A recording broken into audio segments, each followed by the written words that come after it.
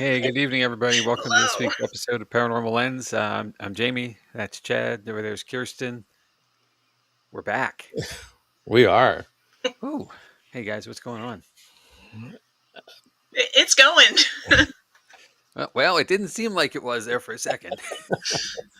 Well, it's Christmas week. Everybody's in a rush and computers aren't working, and it's normal. It was nice to have a It's just a calm normal moment, though. time. You're right. You're right.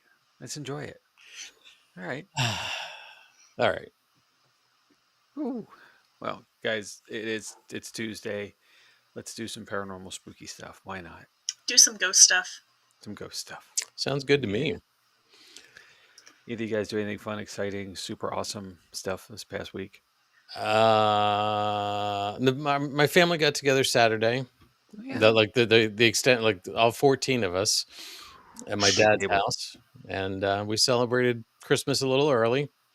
First time in a long time we've done it before Christmas. It was not our normal. So, but when you have two kids that you're trying to line up college schedules, my nephew and Zoe, it just you do it when you can. That's true. Absolutely. Lots of adults as well, right? Mm-hmm. Yeah. Weekends always work. Okay. So that's it for me. Yeah. This past week, Alex and I took Cassie to Chris Kindle Market, so that was fun. Very crowded. Very hard to navigate a stroller through that, but we made do. I don't miss those days at all. Really should have just put her in a carrier. It'd have been so easy. Right. So, well, live and learn, right? Oh yeah. You'll be a professional by the next child, or the child after that, or after that, or after that. We'll be trained by then. Hey, we're enjoying being uncles here, so just keep them coming. We're good.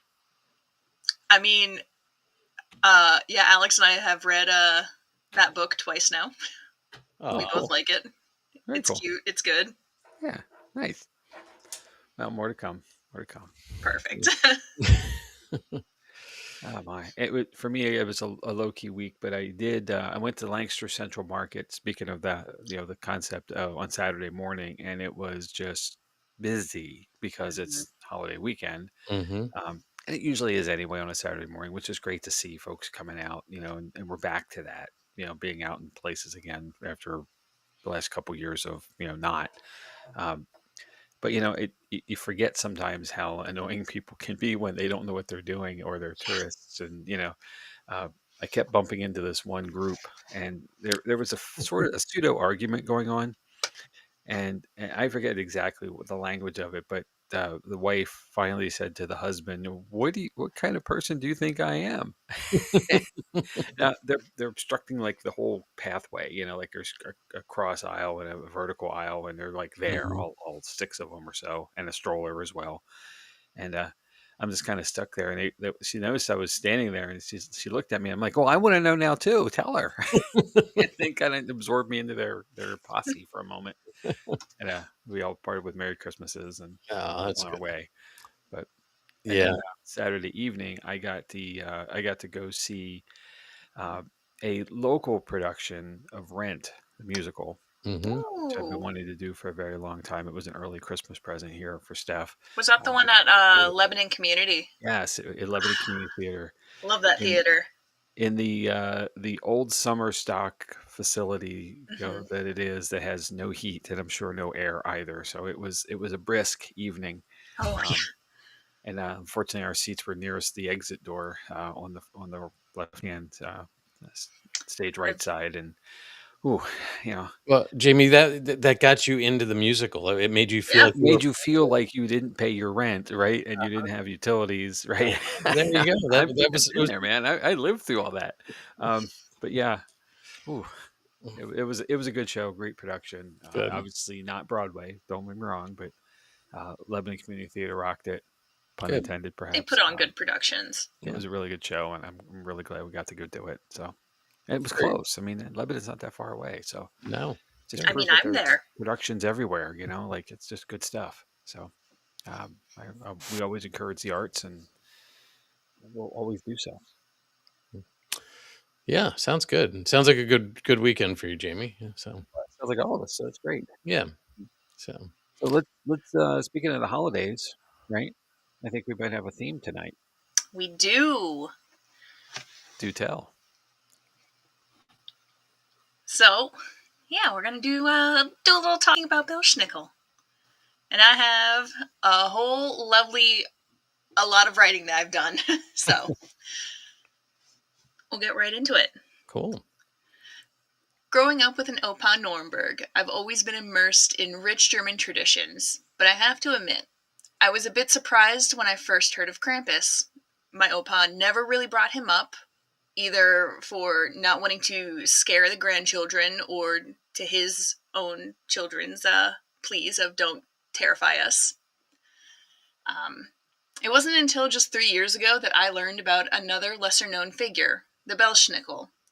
This character appeared in a holiday event at the Mount Hope Winery where they showcased Father Christmas, Krampus, and Belsnickel. That completely got me intrigued of who this character was. So, who is Belsnickel? Belsnickel is a forgotten companion of St. Nicholas, most familiar with Krampus, the horned demon who punishes misbehaving children during the Christmas season. But few realize that St. Nicholas has a grouchy, mischievous figure, the Belsnickel, who plays a similar role. Unlike Krampus, who's notorious for his dark and terrifying ways, Belsnickel doesn't want to kidnap the children. Instead, he's more of a tester of morals, roaming from town to town, assessing their children to see whether they have been good or bad. The origin and mythology of Belsnickel is rooted back through, and pardon me for this, the Palatinate region of southwestern Germany, a land characterized by dense forests, long winters, and hungry wolves. In such an environment where light was scarce and danger lurked around every corner, parents needed a way to ensure their children to stay close to home and obey quickly. Very much a German tradition. We can look at all the Grimm fairy tales. It's all about making children scared. Now, the Belsnickel emerged as both a warning and a guide representing the wild spirit of winter. He was a half-man, half-myth figure who bridged the safety of the domestic hearth with the untamed wilderness beyond. In addition to being known as Belsnickel, this character goes by a variety of other names. Chris Kinkle, Belsnickel, Pelsnickel, and even the Christmas woman, due to the occasional feminine clothing he might wear. The name itself is derived from the German words Bels, and which is for fur, and Nickel, St. Nicholas.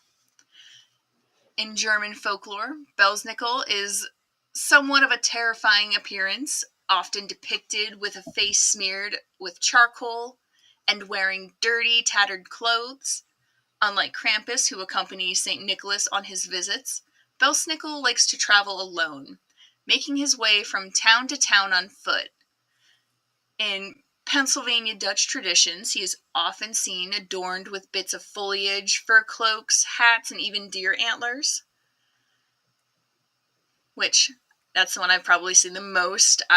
When doing more research, I did not realize he smeared his face with charcoal. So that was something new for me to learn. The Belsnickel's primary role is to determine if children have been naughty or nice. While he shares this duty with both Krampus and St. Nicholas, there are notable differences. Traditionally, on St. Nicholas's Day is celebrated on December 6th when St. Nicholas and Belsnickel would visit homes. However, Belsnickel doesn't sneak down chimneys like Santa Claus. Instead, he raps on the windows with his switch and enters the homes unannounced. He tests children by asking if they have been well behaved, sometimes requiring them to recite passages from the Bible. Afterwards, Belsnickel would throw cakes, candies, and nuts on the floor, and if children lunged for the treats, they might have received a swat with his switch.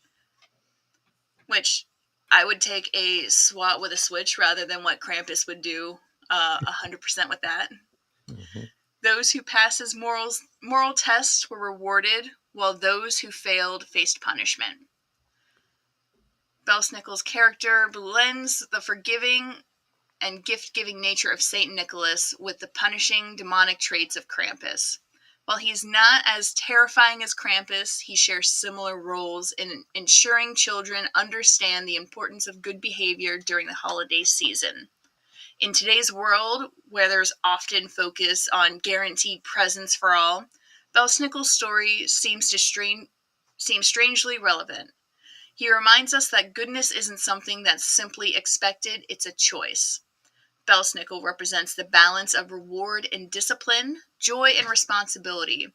In a time when Christmas has become more commercialized, perhaps it's time for Belsnickel to make a return, not to frighten, but to remind children that the magic of the season comes with a sense of accountability. Just like the winter forests that are both beautiful and dangerous, Belsnickel teaches us that in every heart there must be both shadow and light. Though the Belsnickel tradition largely faded after World War II when German customs declined in popularity worldwide, there has been a resurgence in the recent years. In fact, Belsnickel is celebrated among the Pennsylvania Dutch, with communities in Pennsylvania, New York, and Virginia continuing to observe the tradition of Belsnickeling.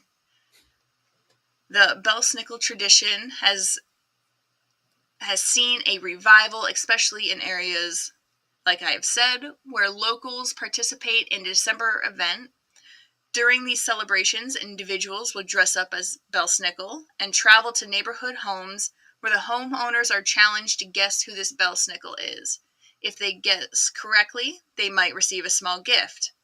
In towns like Quiet Valley, the Belsnickel tradition is alive and well, with guests participating in an old-time Christmas experience, where visitors will go to the 1770s cellar kitchen, where there's a small child named Jackie Depper, a local child who will then explain the customs of the season and how they wait for Belsnickel to arrive, testing the moral of all the children and rewarding for good behavior of the candy, while those who fail to impress are punished.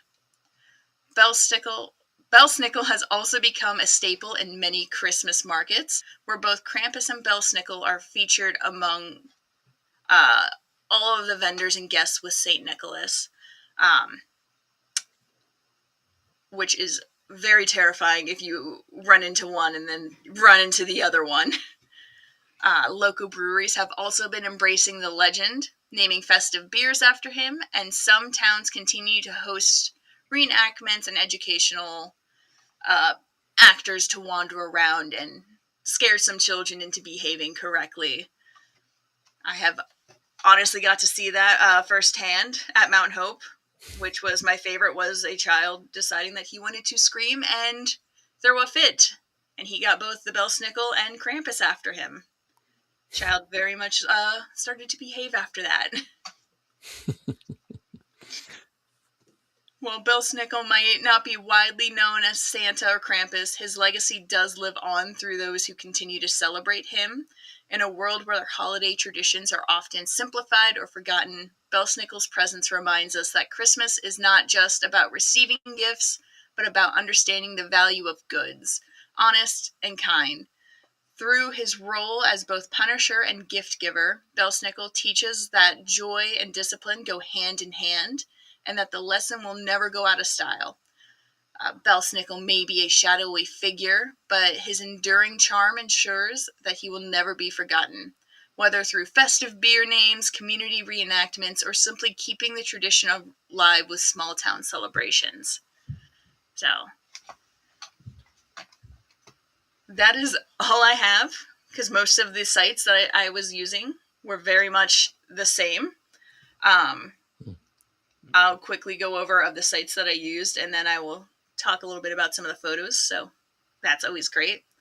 Sites that I used were allthatinteresting.com/Belsnickel, www.themsv.org/Belsnickel, www.penlive.com, unchartedlancaster.com, quietvalley.org, and thetraditionallegends.com.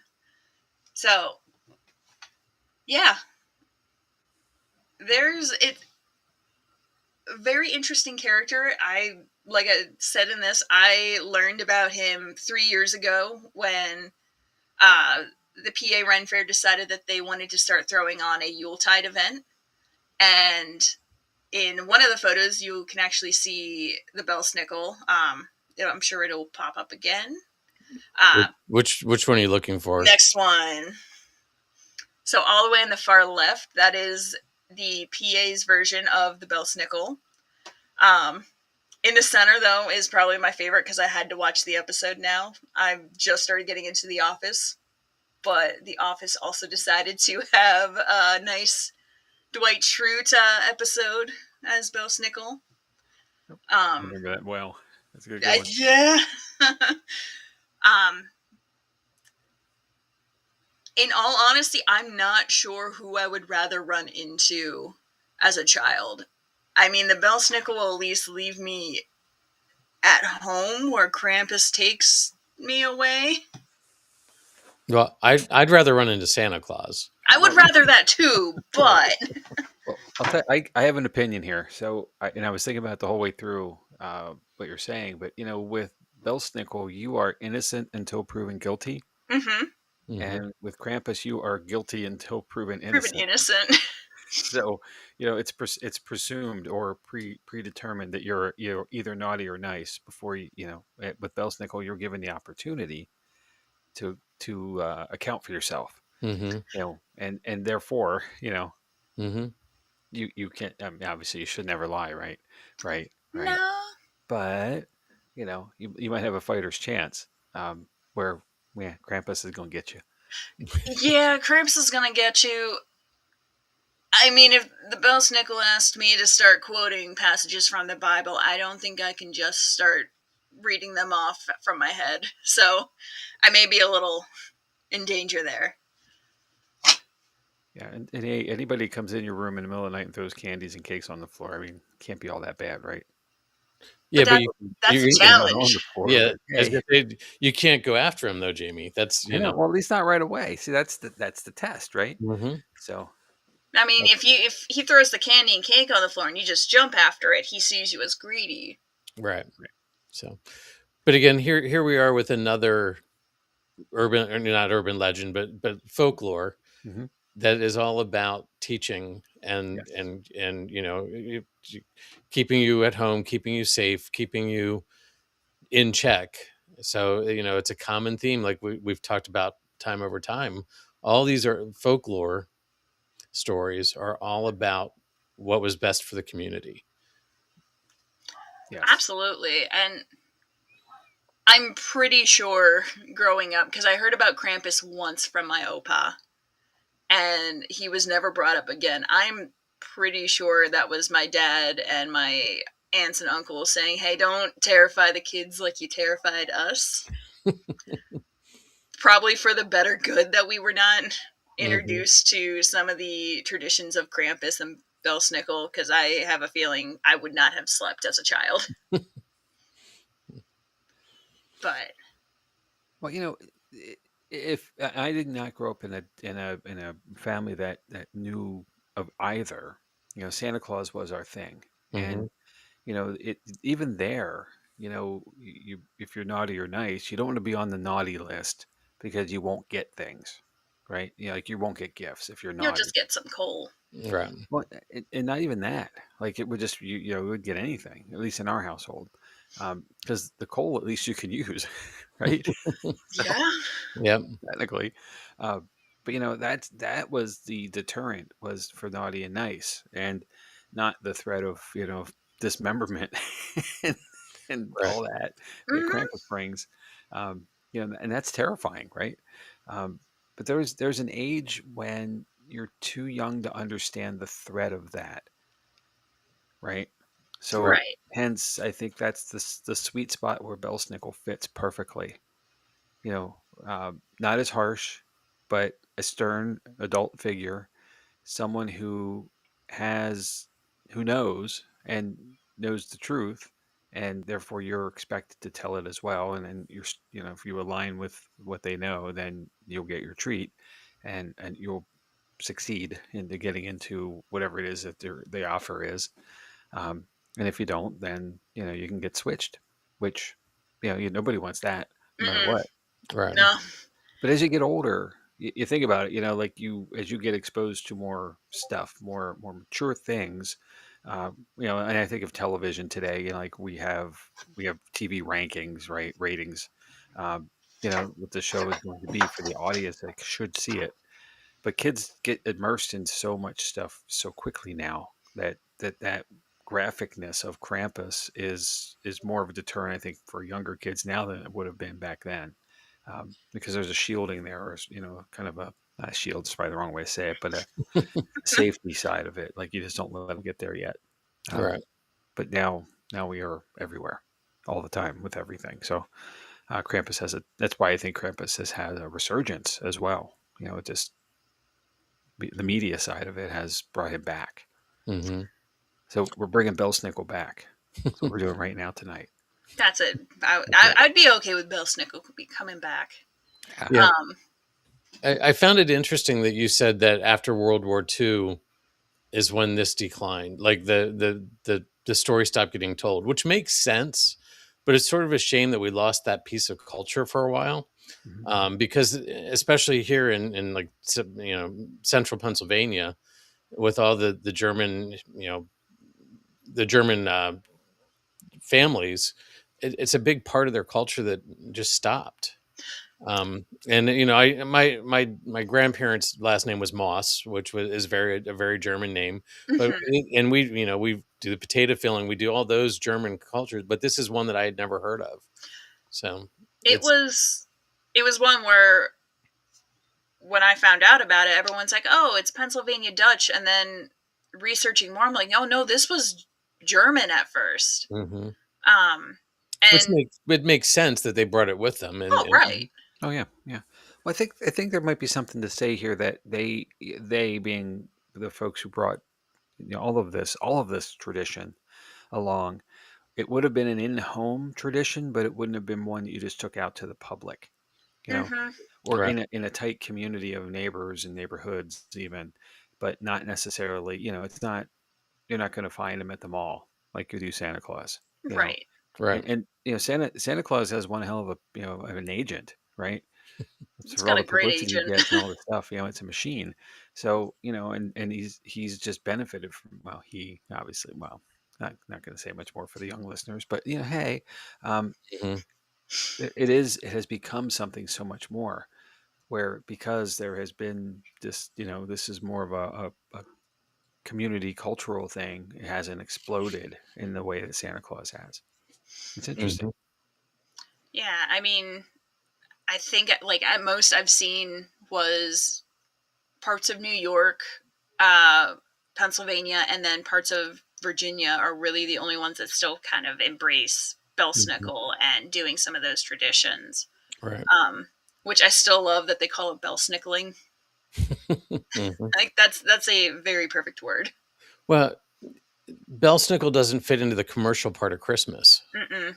Yeah. So you don't, you're not going to get that push from retailers and stuff unless they find a way to take a twist on it and do something different. But it's not going to sell gifts. No, I Yeah. mean, It honestly, sells some Krampus beer for seems more for breweries, the though, adults right? now. What was that, Jamie? Well, it sells beer at some of the breweries Well, this Yeah, is that true. honor him. Hmm. I But mean, even so there, does it's Krampus. seasonal, so it's not a probably not a stock thing on the shelf all year long. Right. No, um, no, and it is. He's a weird in between of Santa and Krampus. You got the people who are fascinated with Krampus, like the older crowd. I'm not going to say I have not met a child that's been interested in Krampus, and Mhm. then I think that's a lot of draw for him. And then Santa, the children, and everything, and then you have this man in the middle. There's nowhere really for him to fall between. Yep. Um, Well, Hmm. we did the Krampus episode way back in season one, and I did that one, so I can speak to it. It struck me that there is a lot of media around Krampus. there's movies, there's shows, there's production stuff, and therefore there's content. It's accessible all the time, and it's not just a Christmas season thing.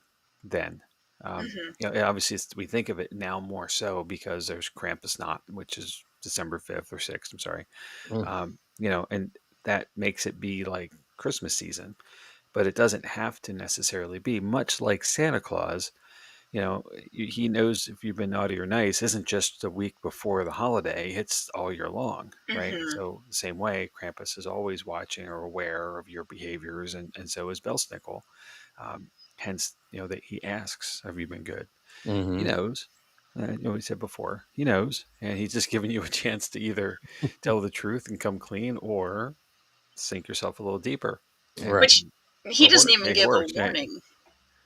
At least he's giving you a chance. Again, he's giving you a chance. He's Right. given a chance, but he doesn't give a warning. He just appears in your house and says, "I'm here. Let's start the test." Krampus at least gives you like 2 weeks before, like, here's something. Here's some coal in your shoes. Make sure you're better, or I'm coming. It gives you a chance to get right. He gives you 2 weeks. Belsnickel's like, nah, you're gonna test now. Well, you imagine you wake up and sometime in the dark early hours of the night in your bed, and there's a dude with charcoal smeared on his face and deer antlers on his head and wearing all kinds of fur shit, and there you are, like, hey, tell me about yourself. You think you're having the worst nightmare ever, right? Uh-huh. Something may get thrown. I don't know. I'm not sure what will get thrown, but something would get thrown. Yeah, exactly. And the police would be called. That's for sure. Yeah. Very much so. Although, yeah, same thing. The giant goat man could also be in there too as Krampus, and I would still also probably throw something. None of it works. None of it wins. No, Hmm. not at all. Yeah. But yeah, All right. I thought I had a lot more. It would have been a little bit longer, but Well, that's all good. yeah. And sometimes short and sweet is great. I do want to, not to turn us completely away, but I do want to take a moment to wish both of you a very happy Festivus, which is today. I did not get Mhm. to air my grievances. Well, we have time, so for those who don't know, Festivus was made famous by a Seinfeld episode called "The Strike" um, Mhm. back in the day, and it involved a collaboration at the Costanza household of the entire gang coming together, and George's dad uh, brought out the pole, which it requires a aluminum pole, a dinner, and then there is the airing of grievances, and then after that there are feats of strength performed, and all of that is part of what the Festivus celebration is. Now, is Festivus a real thing? No, no. It it was can it was be. actually conceived by an author named Daniel O'Keefe back in the late '60s, and he wrote it in a story that he had created back then. His son was one of the writers for Seinfeld, and in an honorarium for his father, in honor of his father, he put it into the episode or created this episode. Mhm. Um, but it is one of those classic Seinfeld moments that that was back in '97, and here we are, almost 30 years later. We still remember it. So it's quite fascinating to me, and so happy Festivus to you both. And same to you, Jamie. Same to you. All right, and to all, for that matter. Sorry, to all. So I guess, Chad, as much as we put in the comments, was Belsnickel part of your family tradition? I think we have to ask if Festivus was too now, right? Right. True. It was Uh, not. and I guess that takes me to another thought of how many other, and this may drift off the paranormal part of our what we do, but how many other unique or quirky holiday traditions do people have? You Right. know, Um, I'm sure there are as many as there are opportunities, with culture and environment and so forth, and creativity.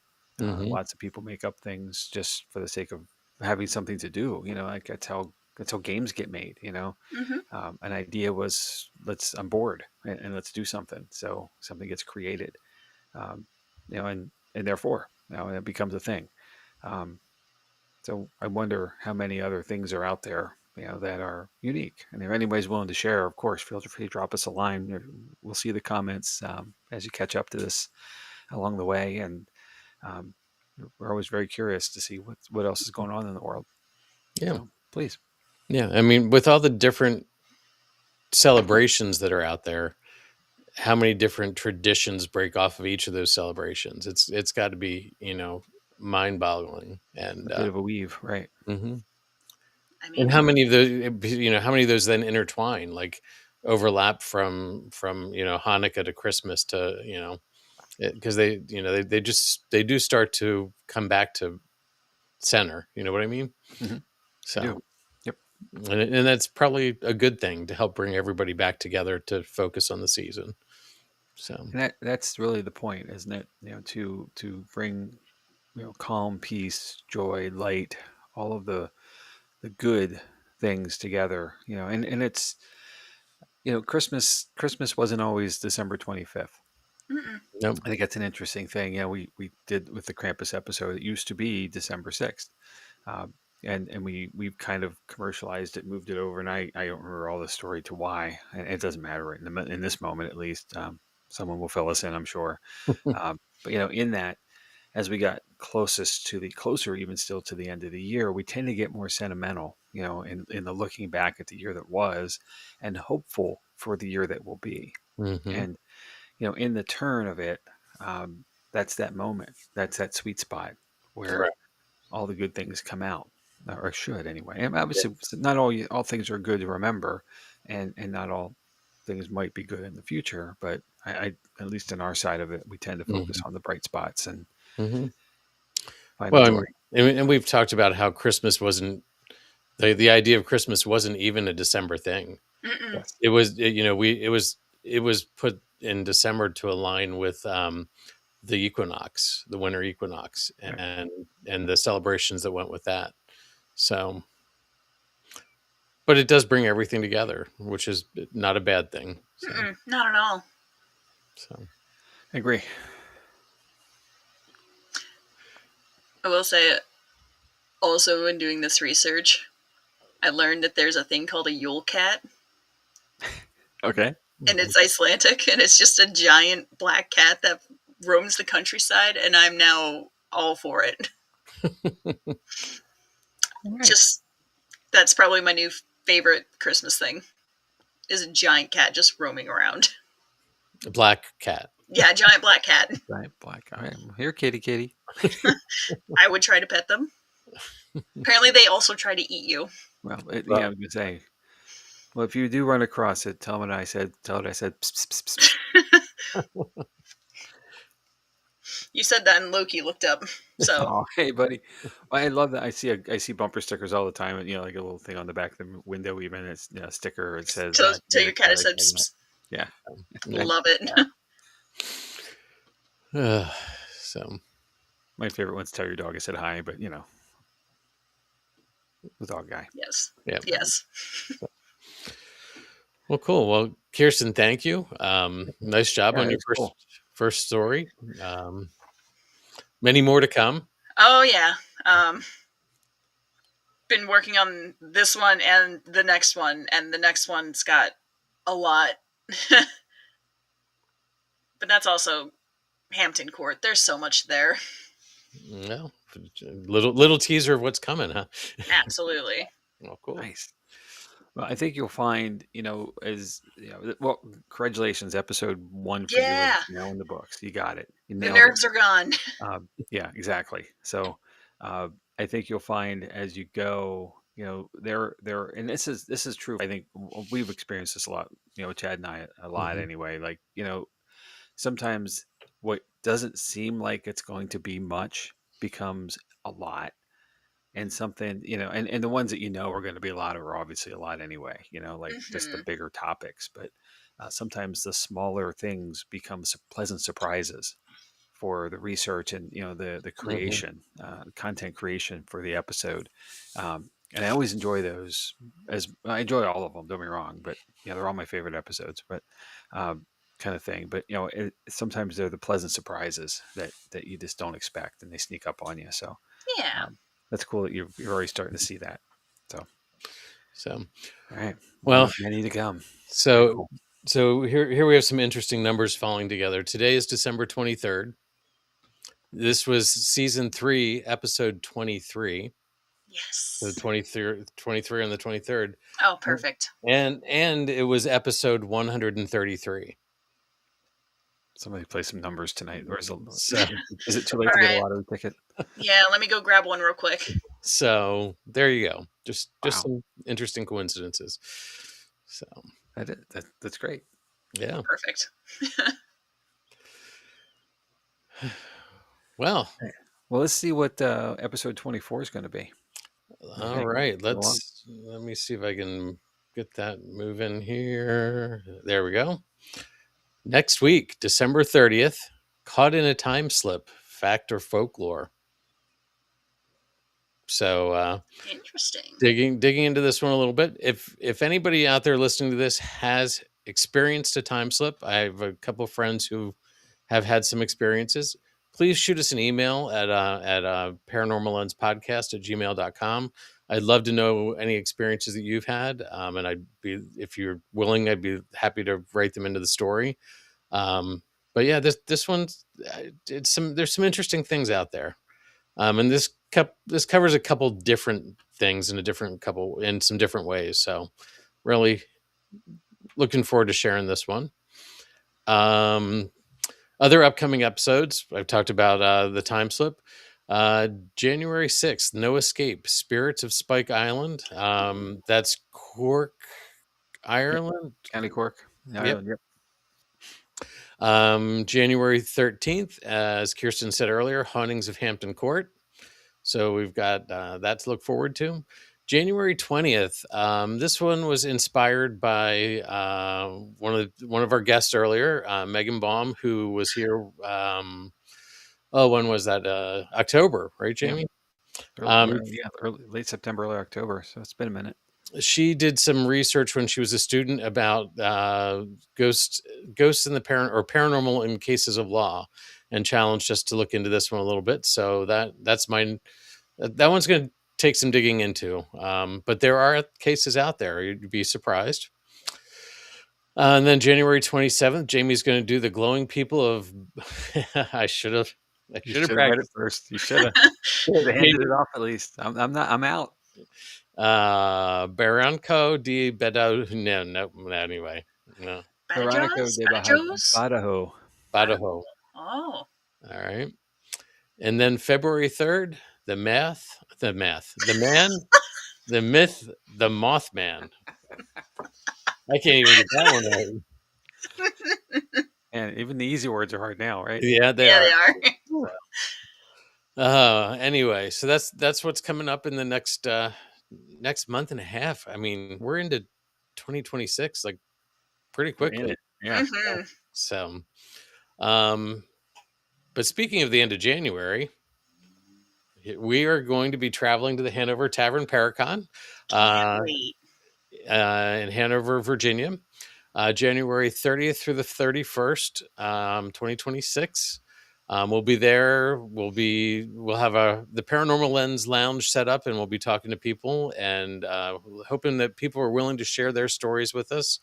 To give us some ideas for more episodes.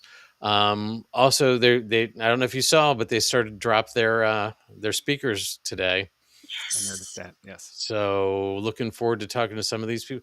I think everyone except one person on there I know or have interacted with at some point. So yeah, that's pretty really great. I was excited to start seeing them, and yeah, there'll be more to come, of course, as we get closer and all the fun that comes with it the whole weekend. But anybody's anywhere near Hanover, Virginia, Richmond, Virginia area, the end of January, it's a ticket.